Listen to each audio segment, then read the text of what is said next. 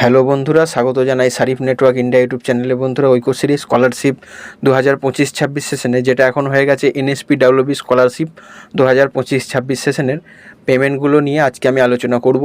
Payment মূলত তোমাদের যে লটগুলো পড়ে আছে, যেমন হচ্ছে 24 মার্চ, তার সাথে তোমাদের মে মাসের 20 তারিখ, মে মাসের 27 তারিখ, জুন মাসের 9 তারিখ, জুন মাসের 16 তারিখ এবং জুলাই মাসের 2 তারিখ। তো তোমরা জানো, এই নিয়ে কিন্তু টেলিগ্রাম গ্রুপে আমাদের ডেলি আলোচনা হচ্ছে, ডেলি কোনো না কোনো জায়গায় কন্ট্যাক্ট করা হচ্ছে, ডেলি কোনো না কোনো জায়গায় মেল করা হচ্ছে, বিভিন্নভাবে স্টুডেন্টরাও কন্ট্যাক্ট করেছে, আমিও কন্ট্যাক্ট করার চেষ্টা করেছি। মেন যে সমস্যাটা সেটা হচ্ছে তোমাদের ডাব্লিউবিএনডিসি কাজ করে দিয়েছে। ডাব্লিউবিএনডিসি কী করেছে, বিলগুলো জেনারেট করে দিয়েছে, মানে লট জেনারেট হয়ে গেছে এবং সেটা ট্রেজারি অফিস পর্যন্ত পৌঁছে গেছে। আমি যে খবরটা পেলাম, ট্রেজারি অফিসে গত সপ্তাহে বিলগুলো গেছে ট্রেজারি অফিসে, ঠিক আছে। এরপর এটা কতটা কি সেটা ট্রেজারি বলতে পারবে এবং ডাব্লিউএনডিসি জানে যে বিলগুলো কবে ট্রেজারি অফিস গেছে, ঠিক আছে। তবে আমি ধরে নিচ্ছি যদি বিল ট্রেজারি অফিস পৌঁছে গেছে, কিন্তু ট্রেজারি বলছে যে মূলত আমরা পেমেন্টটা তখনই করব যখন হায়ার অথরিটি মানে finance department of West Bengal থেকে আমরা অ্যাপ্রুভাল পাবো পেমেন্ট দেওয়ার। তো সেটাও ঠিক আছে, ট্রেজারি নিজের কাজ করছে এবং ফাইন্যান্স ডিপার্টমেন্ট থেকে অ্যাপ্রুভাল এলেই পেমেন্টগুলো রিলিজ করবে। আর অ্যাপ্রুভাল আসতে কতদিন সময় লাগতে পারে, তো সে বিষয়ে কিন্তু ওনারা কিন্তু কিছু বলতে পারছে না যে অ্যাপ্রুভাল কবে আসতে পারে। তো যদি একান্তই অ্যাপ্রুভাল না আসে, তাহলে বিল আবার ডাব্লিউএনডিসি অফিসে রিটার্ন চলে যেতে পারে। তো এই হচ্ছে মেন মূলত পুরো বিষয়টা। 25-26 সেশনে পেমেন্ট না দিয়ে 26-27 পেমেন্ট দিয়েছে, তোমরা জানো। অনেক স্টুডেন্টই পেয়েছে যারা জনকল্যাণ শিবিরে অ্যাপ্লাই করেছিল। কিন্তু এই 25-26 সেশনের পেমেন্টটা নিয়ে যেটা হচ্ছে, ফেব্রুয়ারি মাস পর্যন্ত অনেক স্টুডেন্ট পেয়ে গেছে এবং এই মার্চ মাস থেকে মেন গন্ডগোলটা শুরু হয়েছে, মূলত ভোট ডিক্লেয়ার হওয়ার পর থেকে। স্কলারশিপের পেমেন্টগুলো রিলিজ করার দায়িত্বে ডাব্লিউএনডিসি আছে এবং ট্রেজারির মাধ্যমে পেমেন্টগুলো হয়, মূলত ডাব্লিউএনডিসি দায়িত্বে আছে, বা এসবিএমসিএম স্কলারশিপের বিকাশ ভবনেও দায়িত্বে আছে পেমেন্টগুলো রিলিজ করার জন্য। আমি পেমেন্ট রিলিজ করার অ্যাথরিটি নয়, এটা তোমাদেরকে বুঝতে হবে। তার সাথে অনেকজনাই বলবে যে আমি একটা ডেট বলেছিলাম, মে মাসের 20 তারিখ যে লটগুলো পড়েছিল তাদের পেমেন্টগুলো কবে দেওয়া হবে। তো আমি বলেছিলাম জুন মাসের 15 থেকে 20 তারিখের মধ্যে মে মাসের 20 তারিখের যে লটগুলো সেগুলো দিয়ে দেওয়া হবে। তো এটা বলেছিলাম কারণ হচ্ছে ফেব্রুয়ারি মাস পর্যন্ত পেমেন্টগুলো কিন্তু এভাবে দিয়েছে, মানে যেদিন লট নাম্বার জেনারেট হয় সেদিন শো হয় না, 10 দিন পর শো হতো। তারপর যেদিন লট নাম্বারটা জেনারেট হয়েছে তার থেকে 20 দিনের মধ্যেই পেমেন্টগুলো ক্লিয়ার হয়ে যেত। সেই অনুযায়ী আমি একটু বাড়িয়ে ডেটটা বলেছিলাম যে জুন মাসের 15 তারিখ থেকে 20 তারিখের মধ্যে হয়ে যাবে।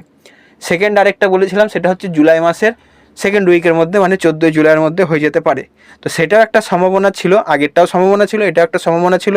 তো এরপর মেন হচ্ছে যখন এতদূর কাজ হয়ে গেছে, ডাব্লিউএনডিসি ভেরিফিকেশন কাজ কমপ্লিট করে দিয়ে বিল ট্রেজারি পর্যন্ত পৌঁছে গেছে এবং ফাইন্যান্স ডিপার্টমেন্টের অ্যাপ্রুভালটা শুধু চলে এলে পেমেন্টগুলো স্টুডেন্টদের রিলিজ হয়ে যাবে। তারপর পরবর্তী সেশনে যা হবে দেখা যাবে, দেবে না দেবে কোনো ব্যাপার কিছু থাকবে না। কিন্তু যেহেতু ওয়েস্ট বেঙ্গলের মাইনরিটি স্টুডেন্টরা বা মেজরিটি স্টুডেন্ট যেই হোক, প্রত্যেকেই কিন্তু স্কলারশিপের আশায় পড়াশোনা করে। এবং যেমন একটা বিটেকের স্টুডেন্ট আমি ধরি, বিটেকের স্টুডেন্টের খরচা মোটামুটি অনেক বেশি, প্রাইভেট ইনস্টিটিউটে পড়লে তো আরও বেশি হয়। কিন্তু সে যখন 60,000 টাকাটা পায় এসবিএমসিএম স্কলারশিপের মাধ্যমে, তার অনেকটা উপকার হয়। পুরোটা হয়তো কাজে লাগে না, তবে অনেকটাই কিন্তু তাদের হেল্প হয়। অনেকজনাই হোস্টেলে থাকে বা অনেকজনাই পেইং গেস্ট হিসাবে পড়াশোনা করে, তো তাদেরও মূলত সমস্যা। কেউ বিএডের কোর্স ফি দিতে পারছে না, কেউ বিএডের মানে সেমিস্টার ফি দিতে পারছে না, এবং অনেকজনের অ্যাডমিশন পর্যন্ত আটকে বসে আছে বা হতেই পারলো না অ্যাডমিশন। এরকম অনেক স্টুডেন্টের কথা আমি জেনেছি এবং তাদের মুখে এই ইতিবৃত্তান্ত শুনে কিন্তু মানে আমাকে খুব খারাপও লাগে যে এরকমভাবে স্টুডেন্টদের পেমেন্টগুলো আটকে থাকার কারণে তাদের পড়াশোনাতে ক্ষতি হয়ে যাচ্ছে।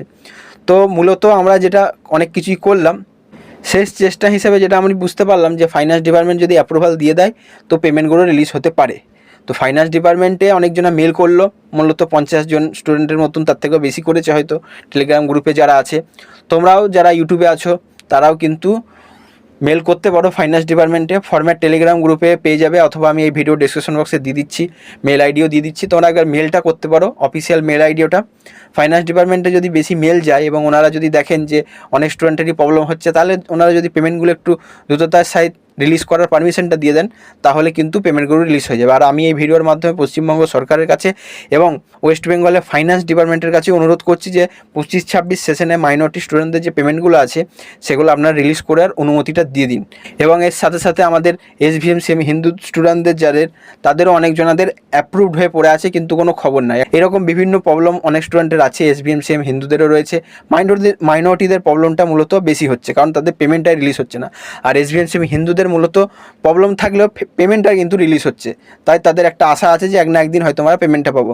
কিন্তু মাইনরিটিদের পেমেন্টটাই মূলত রিলিজ হচ্ছে না। তবে একটা আশার আলো আমরা দেখতে পেলাম 26-27 পেমেন্টগুলো যখন রিলিজ করলো, কিন্তু তারপরেও 25-26 পেমেন্টের কোনো খবরই কিছু পাওয়া যাচ্ছে না।